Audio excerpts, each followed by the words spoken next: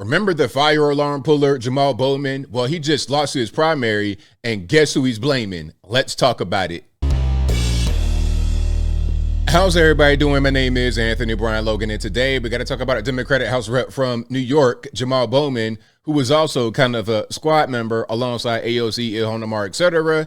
He just lost his primary in New York by 41-58, and he's blaming a particular group of people. Now, before we get to that, let's back up a little bit. The whole fire alarm incident was really crazy because he could have got locked up for that. Let me just go back to the video here and explain what happened with the fire alarm before we move on to the primary and the group he's blaming and whatnot. Now, this was during a vote in the House, and what he did was go up to this door that had signs on it. It says you can't leave out of this door because it's closed and the fire alarm's going to ring. He literally took those signs off of the door, and then you see him touch the wall. He literally pulled the fire alarm. So this delayed the vote. They had to evacuate the building. It was like an hour, 2-hour delay. Now, this whole process of doing this is not legal, and you could get locked up. They have certain laws out there in DC, certain laws on Capitol Hill.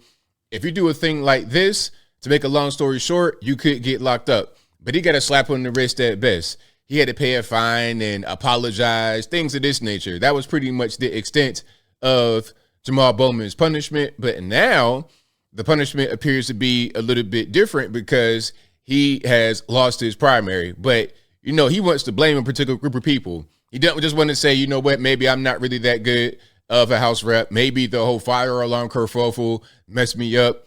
I don't think he wants to talk about that. He wants to talk about AIPAC. That's right. Let's blame the Jays. They did it. They're the ones. They spent $14 million in my district, one of the most expensive races ever. That's the reason why I lost. Not because I suck. Not because the other guy was better. All right. Donald Trump had half of the money Hillary Clinton had in 2016 and still won. How'd that happen? But let's watch this. Then we're going to see quite a few more clips, and I will link to everything in the box. But without further ado, let's go ahead and roll it. Stand for the bombing and killing of babies in Gaza. Our opponents, not opponent, may have won this round at this time in this place. And if you heard what he said our opponents, not just the opponent, not just the guy that he lost to, but other people. You see what I'm saying? But this will be a battle for our humanity and justice for the rest of our lives. God help us build a better world where everyone understands when we say free Palestine, it is not anti-Semitic.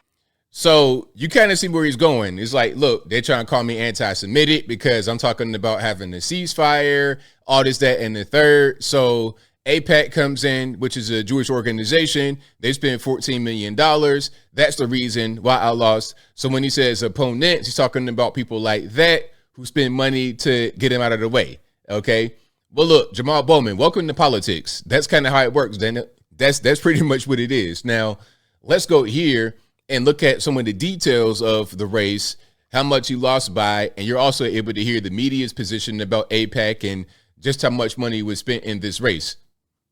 So Tuesday was a busy night for primaries, and yeah, we saw an upset in the most expensive House primary in American history. In New York's 16th district, the Democratic primary there, incumbent progressive Congressman Jamaal Bowman lost to Westchester County Executive George Latimer. That's a pretty big margin, 58.4 to 41.6. That's a pretty big margin to victory. Absolutely. And again, AIPAC themselves, I think, spent $14 million in this district. And I'm not quite sure the exact number that was spent overall, but it was up there. As the reporter said, you're talking about the most expensive race in U.S. history, or a House race. That is a race that highlighted the party's deep divide over Israel. CBS News congressional correspondent Nicole Killian joins us from Capitol Hill with more. There's more to that video, but I'm going to keep it moving here. We have a lot more to get into. Now, this is going to be the news about Jamaal Bowman losing the race from local news out there in New York. Let's check it out. All right, and from the Latimer campaign in White Plains, let's go live to Linda Schmidt, who's at the Jamaal Bowman headquarters in Yonkers. Linda, how are things there? Well, spirits, surprisingly very high here tonight. You wouldn't think so, but they are. Now, Bowman showed up here tonight about 9 o'clock, and he was wearing a pair of shorts and a red T-shirt that said Bowman. And when he got up on stage there to talk to the crowd, that's what he was wearing as well. He was taking some selfies with people. His spirits were high.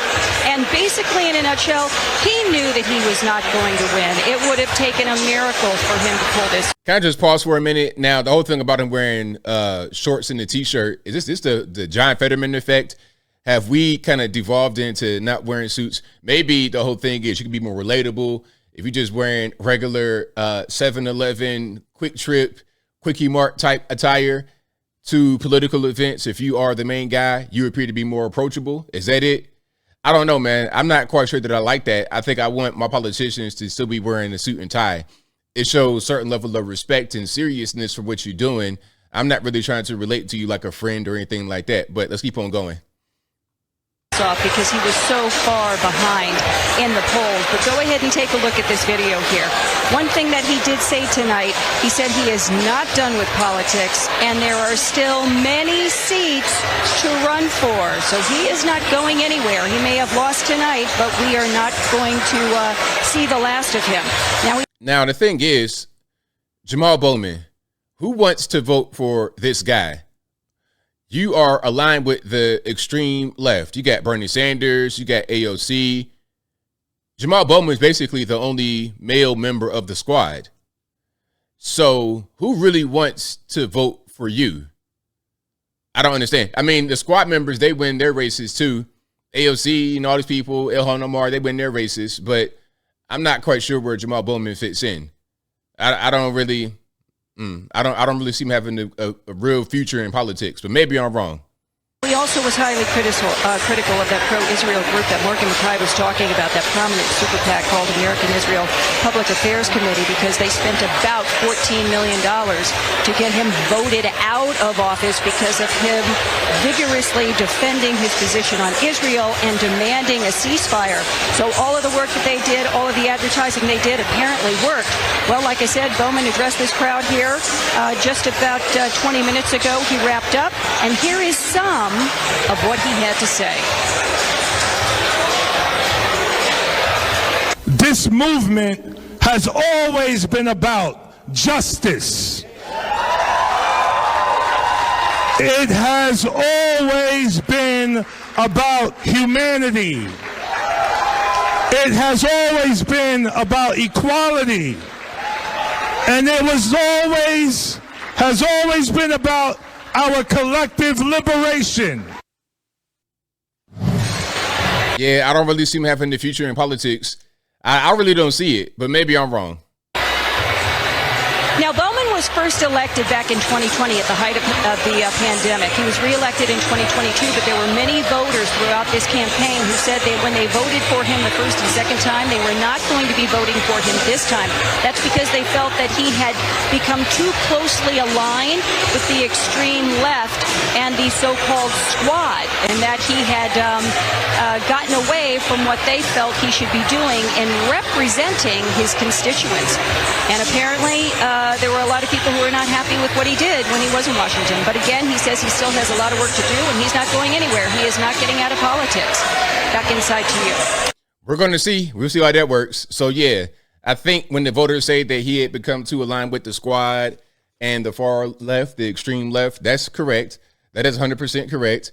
And this might be the result. Now, as I close, I want to say this. Shout out to all the leftists who are blaming the Jews for this defeat. I mean, it's crazy because, people will say, oh, you guys on the right, you guys are Nazis and you hate the Jews and you're all this and that and the third. Well, it's a lot of projection. You can talk about AIPAC and you can talk about political money, all this and that. But every time I hear about a complaint about Jewish people and Israel and whatnot, a lot of it comes from the left, like all the time. But yet they'll say that we're the ones doing it. My thing is, hey, if you're going to complain about them, if that's going to be your stance, then just keep that stance rather than trying to tie us up into it and make it seem like we're the ones doing what you're actually doing. But I think I'll leave that right there for now. And what say you? Do you think Jamaal Bowman lost because of the outside money, because of his stance on Israel? Or do you think people just think that he sucks? Because he ain't the only one that has his opinion about Israel. AOC, all the rest of them got the same kind of opinion. The rest of the squad got the same opinion, but yet they're still in office. Maybe Jamaal Bowman is just not what they want out there.